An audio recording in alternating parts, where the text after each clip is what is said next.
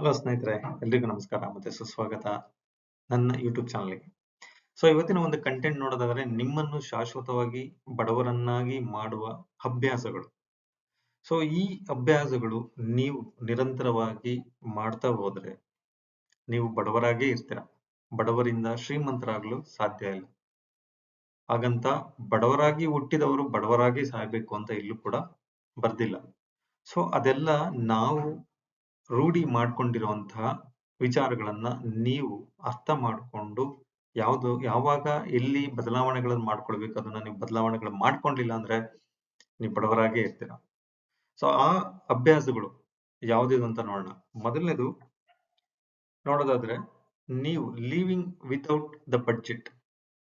ನೀವು ದುಡಿಯುವ ಹಣದಲ್ಲಿ ಎಷ್ಟು ಹಣ ಖರ್ಚು ಮಾಡಬೇಕು, ಎಷ್ಟು ಹಣ ಉಳಿತಾಯ ಮಾಡಬೇಕು, ಅಥವಾ ಎಷ್ಟು ಹಣ ನೀವು ಎಮರ್ಜೆನ್ಸಿ ಫಂಡಿಗೆ ಇಡಬೇಕು, ಅಥವಾ ಎಷ್ಟು ಹಣ ಈ ತಿಂಗಳಲ್ಲಿ ಖರ್ಚು ಮಾಡಿ ಹಣ ತೆಗೆದಿಡಬೇಕು, ಈ ತರ ಒಂದು ಪ್ಲಾನ್ ಮಾಡ್ಕೊಂಡಿಲ್ಲ ಅಂದ್ರೆ, ನೀವು ದುಡಿಮೆ ಮಾಡೋದ್ರಲ್ಲಿ 10 ರೂಪಾಯಿನೇ ದುಡಿದ್ರು 10 ರೂಪಾಯಿಯಲ್ಲಿ ಏನೆಲ್ಲ ಖರ್ಚು ಮಾಡಬೇಕು ಅನ್ನೋ ಒಂದು ಪ್ಲಾನ್ ಇರಬೇಕು.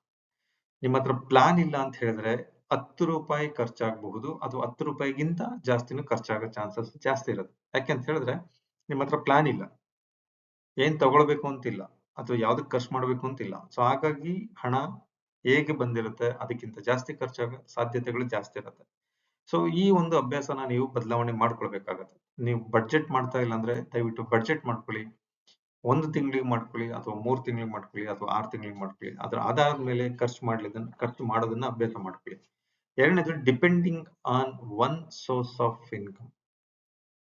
ಯಾವತ್ತೂ ಕೂಡ ನೀವು ಒಂದೇ ಆದಾಯಕ್ಕೆ ಸ್ಟಿಕನ್ ಆಗೋದು ಬೇಡ. Multiple sources of income.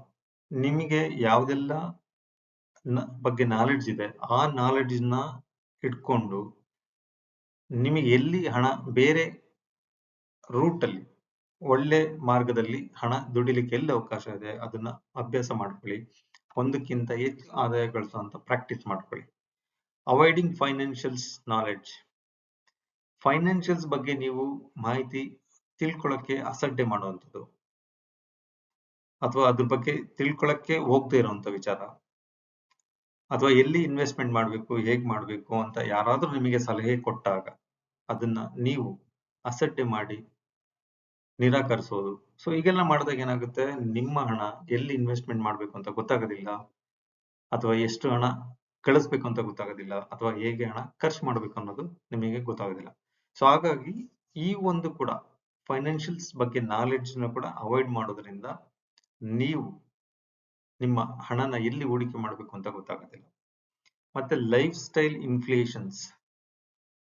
ನಿಮಗೆ ಗೊತ್ತಿರುತ್ತೆ, ಸಾಮಾನ್ಯವಾಗಿ ಇನ್ನು 1 ವರ್ಷ ಬಿಟ್ರೆ, ಅಥವಾ 2 ವರ್ಷ ಬಿಟ್ರೆ, ಅಥವಾ ಮುಂದಿನ ವರ್ಷಕ್ಕೆ ಬೆಲೆ, ಕಾಳು ಬೇಳೆ ಆಗಿರ್ಬೋದು, ಅಥವಾ ತರಕಾರಿ ಆಗಿರ್ಬೋದು, ಅಥವಾ ಫ್ರೂಟ್ಸ್ ಆಗಿರ್ಬೋದು, ಇವತ್ತಿರೋ ಬೆಲೆನೆ ಮುಂದಿನ 1 ವರ್ಷದ ನಂತರ ಬೆಲೆ ಇರೋದಿಲ್ಲ ಅಂತ ನಿಮಗೆ ಗೊತ್ತಿದೆ.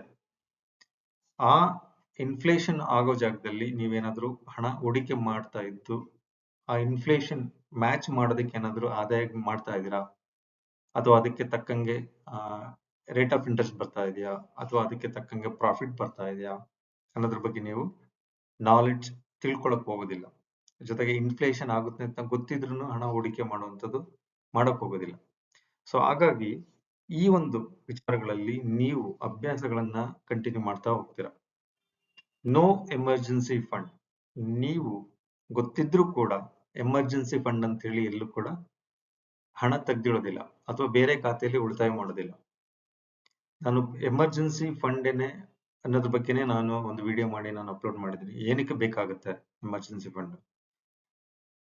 ನೀವು ಹಣ ಉಳಿತಾಯ ಮಾಡ್ಲಿಲ್ಲ ಅಂದ್ರೆ ಏನೆಲ್ಲ ಪ್ರಾಬ್ಲಮ್ಸ್ ಆಗುತ್ತೆ, ಅಥವಾ ನೀವು ಏನೆಲ್ಲ ಫೇಸ್ ಮಾಡ್ತೀರಾ ಅಂದ್ರೂ ಕೂಡ ನಾನು ಈ ವಿಡಿಯೋಗಳನ್ನ ಮಾಡಿ ನಾನು ಅಪ್ಲೋಡ್ ಮಾಡಿದ್ದೀನಿ. ಎಲ್ಲಾ ಮನುಷ್ಯನಿಗೂ ಎಮರ್ಜೆನ್ಸಿ ಫಂಡ್ ಅನ್ನೋದು ತುಂಬಾ ಅಗತ್ಯ ಇರುತ್ತೆ. ಆ ಎಮರ್ಜೆನ್ಸಿ ಫಂಡ್ ಕೂಡ ಉಳಿತಾಯ ಮಾಡ್ಬೇಕು.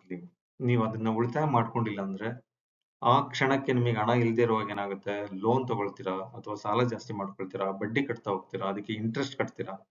ಈ ತರದ್ದು ಜಾಸ್ತಿ ಆಗ್ತಾ ಹೋಗುತ್ತೆ. ನೀವು ಹಣ ಉಳಿಸೋದು ಗಳಿಸೋದಕ್ಕಿಂತ ಹೆಚ್ಚು ಕಳ್ಕೊಳ್ಳೋದೇ ಜಾಸ್ತಿ ಆಗುತ್ತೆ. ನೆಕ್ಸ್ಟ್, ನೆಗೆಟಿವ್ ಮನಿ ಮೈಂಡ್ ಸೆಟ್. ನಾವು ಯಾವತ್ತೂ ಹಣದ ಬಗ್ಗೆ ಒಳ್ಳೆ ವಿಚಾರವಾಗಿ ಯೋಚನೆ ಮಾಡೋದಿಲ್ಲ. ಸೊ ಇದಾಗೋದಿಲ್ಲ, ಇದು ಬರೋದಿಲ್ಲ, ಇದು ನಮ್ ಕೈ ಸಿಗೋದೇ ಇಲ್ಲ ಅನ್ನೋ ವಿಚಾರಗಳು ನಮ್ಮ ಮೈಂಡ್ ಸೆಟ್ ಅಲ್ಲಿ ಫಿಕ್ಸ್ ಆಗಿರೋದ್ರಿಂದ ನೀವು ಹೊಸ ವಿಚಾರವಾಗ್ಲಿ ಅಥವಾ ಹಣ ಬರುವಂತದ್ದಾಗ್ಲಿ ಅಥವಾ ನಿಮಗೆ ಸಿಗುವಂತದ ಹಣದಾಗ್ಲಿ, ಸೊ ಅದ್ಯಾವುದು ಕೂಡ ನಿಮಗೆ ಸಿಗೋದಿಲ್ಲ, ದೂರ ದೂರ ಹೋಗುತ್ತೆ. ಬಿಕಾಸ್ ನಿಮ್ಮ ಎಂಟೈರ್ ಮೈಂಡ್ ಸೆಟ್ ಅಲ್ಲಿ ಅಥವಾ ನಿಮ್ಮ ಎಂಟೈರ್ ಬಾಡಿಲಿ ನೀವು ನೆಗೆಟಿವಿಟಿನೇ ತುಂಬಿಕೊಂಡಿರ್ತೀರ. ಸೊ ಹಾಗಾಗಿ ನಿಮಗೆ ಹಣ ನಿಮ್ ಕೈಗೆ ಸಿಗೋದಿಲ್ಲ.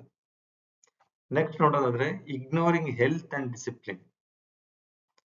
ನೀವು ನಿಮ್ಮ ಆರೋಗ್ಯದ ಬಗ್ಗೆ ಮತ್ತೆ ನಿಮ್ಮ ಫೈನಾನ್ಷಿಯಲ್ ಇನ್ವೆಸ್ಟ್ಮೆಂಟ್ ಬಗ್ಗೆ ಅಥವಾ ಅರ್ನಿಂಗ್ ಮಾಡೋದ್ರ ಬಗ್ಗೆ ತುಂಬಾ ನೆಗ್ಲೆಕ್ಟ್ ಮಾಡ್ತಾ ಇರ್ತೀರ.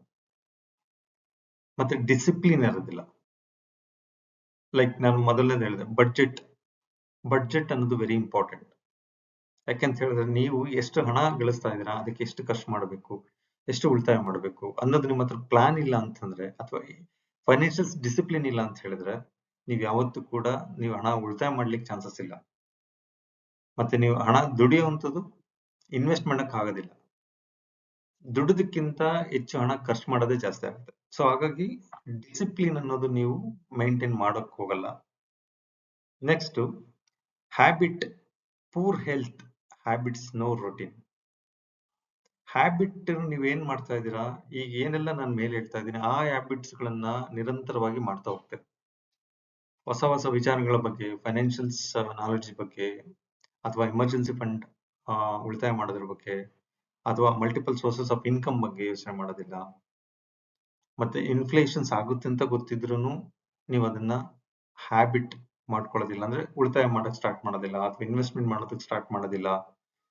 ನೆಗೆಟಿವಿಟಿ ತುಂಬಾ ಜಾಸ್ತಿ ಇರುತ್ತೆ. ಎಕ್ಸಾಂಪಲ್ ನೋಡಿ, ಮೆಡಿಕಲ್ ಬಿಲ್ಸ್ ಮತ್ತೆ low productivity is equal to financial setback. So ಇದೆಲ್ಲ ಒಂದು ಏನು ನೀವು ಮಾಡುವ ಅಭ್ಯಾಸಗಳೇನಿದೆ ಅಥವಾ ಇದನ್ನ ರೊಟೀನ್ ಆಗಿ ಕಂಟಿನ್ಯೂ ಮಾಡ್ತುವಂತ ಅಭ್ಯಾಸಗಳೇನಿದೆ, ಇವೆಲ್ಲ ಅಭ್ಯಾಸಗಳನ್ನು ನೀವು ರೊಟೀನ್ ಆಗಿ ಮಾಡ್ತಾ ಇದ್ರೆ ನಿಮ್ಮ ಒಂದು ಫೈನಾನ್ಷಿಯಲ್ಸ್ ಗ್ರೋತ್ ಯಾವತ್ತೂ ಕೂಡ ಗ್ರೋ ಆಗೋದಿಲ್ಲ. ಅದು ಯಾವಾಗ್ಲೂ ಕೆಳಗಡೆನೆ ಹೋಗ್ತಾ ಇರ್ತದೆ. ಬಿಕಾಸ್ ನೆಗೆಟಿವಿಟಿ ನಿಮ್ಮ ಮೈಂಡ್ ಅಲ್ಲಿ ಫಿಕ್ಸ್ ಆಗಿದ್ದಾಗ ಏನಾಗುತ್ತೆ, ನಿಮ್ಮ ಹಣ ಯಾವಾಗ್ಲೂ ಕುಸಿತಾ ಹೋಗುತ್ತೆ ಅಥವಾ ನೀವು ಗಳಿಸ್ತಕ್ಕಂತ ಹಣಕ್ಕಿಂತ ಹೆಚ್ಚಿಗೆ ಖರ್ಚಾಗ್ತಾ ಹೋಗುತ್ತೆ. ಅಥವಾ ನೀವು ಕರೆಕ್ಟ್ ಪ್ಲಾನ್, ರೂಟ್ ಮ್ಯಾಪ್ ಹಾಕಿ ಕೊಟ್ಟಿಲ್ಲ ಅಂತಂದ್ರೆ ನಿಮ್ಮ ಫೈನಾನ್ಷಿಯಲ್ಸ್ ಗೋಲ್ಗಳಿಗೆ, ನೀವು ಯಾವತ್ತೂ ಕೂಡ ಗೋಲ್ನ ರೀಚ್ ಮಾಡೋಕ್ಕಾಗೋದಿಲ್ಲ ಅಥವಾ ಸಕ್ಸಸ್ ಅನ್ನೋದು ನಿಮ್ಮ ಲೈಫಲ್ಲಿ ಬರೋದಿಲ್ಲ.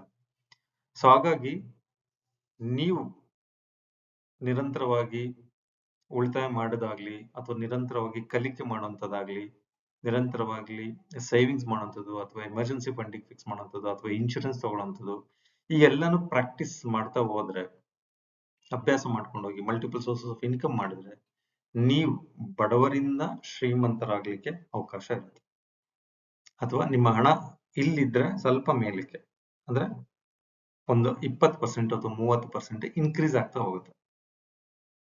ಈ ಏನೆಲ್ಲ ಅಭ್ಯಾಸಗಳನ್ನ ನಾನು ಹೇಳಿದ್ದೀನಿ, ಇದೆಲ್ಲ ಅಭ್ಯಾಸಗಳನ್ನ ಬಿಟ್ಟು ನಿಮ್ಮ ಫೈನಾನ್ಷಿಯಲ್ಸ್ ಗ್ರೋ ಆಗ್ಬೇಕು ಅಂದ್ರೆ ಫೈನಾನ್ಷಿಯಲ್ಸ್ ನಾಲೆಡ್ಜ್ ತಿಳ್ಕೊಳ್ಳಿ, ಪ್ಲಾನಿಂಗ್ ಮಾಡ್ಕೊಳ್ಳಿ, ನಿಮ್ಮ ಗೋಲ್ ರೀಚ್ ಮಾಡೋದಕ್ಕೆ ಏನ್ ಮಾಡ್ಬೇಕು ಅಂತ ಪ್ಲಾನ್ ಮಾಡ್ಕೊಳ್ಳಿ, ಬಡ್ಜೆಟ್ ಮಾಡ್ಕೊಳ್ಳಿ, ಎಷ್ಟು ಹಣ ಉಳಿತಾಯ ಮಾಡಬೇಕು ಅಂತ ಪ್ಲಾನ್ ಮಾಡ್ಕೊಳ್ಳಿ, ಎಷ್ಟು ಹಣ ಗಳಿಸ್ಬೇಕು ಅಂತ ಪ್ಲಾನ್ ಮಾಡ್ಕೊಳ್ಳಿ.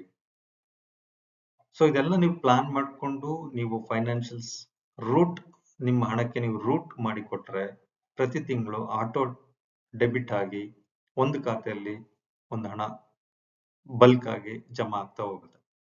One fine day you will get a more money ಅಂತ. ಸೊ ಮತ್ತೊಮ್ಮೆ ಹೇಳ್ತಾ ಇದ್ದೀನಿ, ಈ ಅಭ್ಯಾಸಗಳನ್ನ ನೀವು ಸ್ಟಾಪ್ ಮಾಡಿ ಹೊಸ ಹೊಸ ವಿಚಾರಗಳ ಬಗ್ಗೆ ನೀವು ತಿಳ್ಕೊಳ್ಳೋದ್ರ ಮುಖಾಂತರ ಅಥವಾ ಹಣ ಗಳಿಸೋದ್ರ ಮುಖಾಂತರ ಹೆಚ್ಚು ಹೆಚ್ಚು ನಾಲೆಡ್ಜ್ ನ ಗಳಿಸಿ ಅಂತ ಹೇಳಕ್ ಇಷ್ಟಪಡ್ತೀನಿ.